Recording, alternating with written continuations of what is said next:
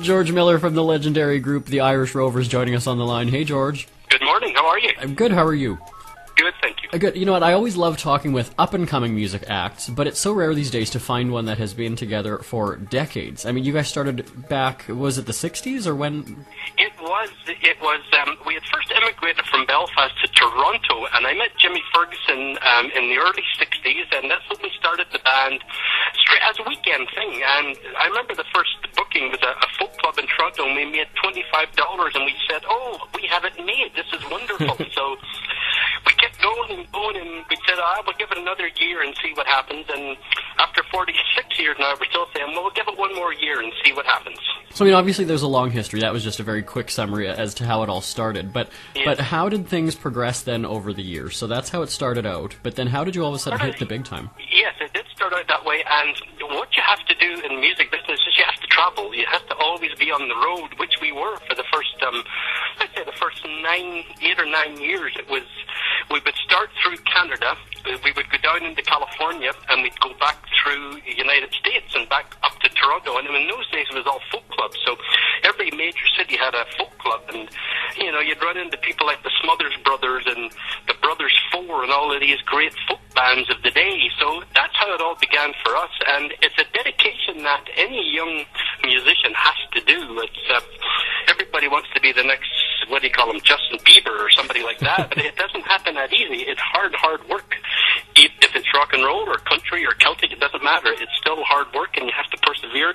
And you also have to like each other. You have to like the music. You have to like each other, and it's like a marriage. It can be very hard sometimes. Now, that's something that I was going to say, that it really is like a marriage, because you have to have these secrets, right? You've got to keep it fresh and energetic over time. Yes, above all else, it doesn't matter if you've flown for 6 hours or driven a car for 3 or 4 hours. When you get onto the stage, those people who have paid to see you, they don't care if you have a headache or if you're tired or if your back is sore. They don't want to know that. All they want to do is hear your songs and have a good time for 2 hours. So you have to somewhere find that energy, and you have to keep doing it. If you're on tour for 28 days, which we normally are, usually there's about 24 shows in 28 days. Well, it doesn't matter if you're playing in Saskatoon or in New York, they're all the same. You still have to do the same show and give the people what they're paying to see, and that's what we try and do. Now, over the years of recording and playing, and maybe this is an impossible question, but can you pinpoint one highlight? Is there one defining moment in your career where you said, we're onto something here? Well, it was, funny enough, it was the Unicorn song. I know that sounds a bit like a cliche, but it was before we were doing an album of these sort of Irish drinking songs, and the producer, his name was Bud Dant, he was a big orchestra leader, he said, do you have anything different that we can put on this album? And we said, well, actually, we do. Every time we sing this little song, people stop drinking or chewing or whatever they're doing out in the audience, and he actually listened to this little song, and maybe we should try this. And we sang for him. He says, okay, we're going to record that tomorrow morning when we start the next session. We said, all right. So as we came into the studio the next morning, there is this young fella sitting there, and it was Glenn Campbell, and he said, the producer said, he's going to play lead guitar on this song, because I think it's really a good song. And after we recorded the song with Glenn Campbell playing that lead guitar, we knew we had something here. It was, that was probably a defining moment. Now, there's not too many people, and maybe I'm just making this up too, but you really can't listen to a song and say, that's going to be a number one hit. And we didn't say that, but what we did say was there's something really special. When he added his little guitar, when he added that, it just changed the whole feeling of the song, and it made it really fresh. And so we thought there would be a chance with the song. We never dreamed it would sell like it did, but we thought, boy, if we ever have a chance to do anything, it might be this little song. So that was probably our defining moment. Mm-hmm. And so you're still touring, you've got a bunch of projects on the go. We've got to get back to the music, but George is going to stick around, because we're going to talk more about the Irish Rovers right after this. Today's best music with Jeremy Bradley.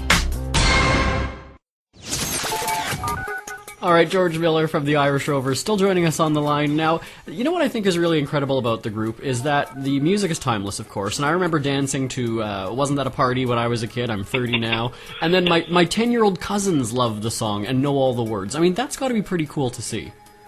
It is, and the other thing that is quite amazing too, and we'll be doing summer festival summer, and they'll yell out, "Sing Grandma Got Run Over by a Reindeer," and I think, no, that's a Christmas song. I'm not going to sing it in July. So when they know your material and they sing along with it, it is a wonderful feeling, and that's what the music is all about. You do the music to try and get people to enjoy it, and if somebody takes one of your songs and sings it at a party or sings it in anywhere, well, that's how the music keeps going. That's the important part, is that somebody takes that song and likes it and does it. And it's also the same with the new bands, like for instance, the Great Big Sea. They're friends of ours. They're from Newfoundland originally, and they take our type of music and then they put more of a modern spin on it, and that's what sells it to the next generation. And that's why Celtic music seems to be, it keeps growing, because you get these young bands doing it, and they do it great. It's not the same way we do it, but it's still the same song, only modernized, updated to 2012 or wherever we are. Yeah, and I mean, for a lot of people, Christmas is a merry, merry time of year. See what I did there? Do you like that? Yes, that's very clever. Yes. But, so yeah, I mean, that's also pretty cool, too, to have such a recognizable Christmas song and you know, be known during the holidays as well. Because, I mean, when we do our countdown to Christmas every December, the song you just mentioned, Grandma Got Run, that's a request every year, several times. We get it. It's one of those songs, you either like it or you hate it. There's no happy in between, and most of our songs are like that. They're just fun. They're not against anybody. They're not politically sparked. They're just fun songs. Like, Wasn't That a Party? When we first recorded that, Ontario and Massachusetts both tried to ban it because they said it was glorifying drinking. Well, we had a covering letter to them saying, if you listen to the words of the song, it doesn't glorify it. The man in the story ended up in jail for the weekend because of their big party. So I said that, and what it did, it basically tripled sales. So we thank them both very much for that. But the songs that we sing are just fun songs, and like I say, there's no big heavy message. Just life is too bloody short. Go out and have a wee bit of fun. That's all we do with our music.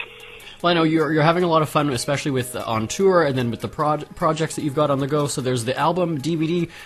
What do you have on the go right now? Well, apart from the tour that's about to start that we're on now, we have another project in mind, and we're going to redo a lot of our older material. And for instance, people have always been requesting this little song we did 1,000 years ago called "The Little Biplane Evermore." So we're going to update that and redo it, and we're going to redo Mornington Ride and a couple of little children's songs that people want to hear, and we'll put it on sort of an iTunes rather than make a whole CD. We'll update about 4 or 5 songs and put them on our web page and all, and if people are interested, then they can go there and hear them. So we're going to be doing that. We're going to be redoing some of our older material because we're going to retire in about 2 years from the road. In 2015 marks our 50th anniversary, so we figured that's a good time to sort of hang up our walking shoes, and we'll still keep a hand in. We'll still put out the odd CD, and we'll do special events, but the day-to-day traveling, it's for a younger man, and we're certainly not young anymore, and it's hard on you. The older you get, it's getting hard to do a 28-day tour, and every day is a different hotel. I know it sounds glamorous and fun, and it was when I was 16 and 17, but now that I'm, let's say, over 50, well, it's not quite so easy anymore. Right. Now, so with all that going on, you mentioned the band's website, so that's how we can keep track of everything that's on the go. So what is the website address? It's IrishRoversMusic.com. I believe that's what it is. I'm terrible with this stuff. I wait for my grandchildren to come over so they can teach me how to get on these different things and all, and how to send my email.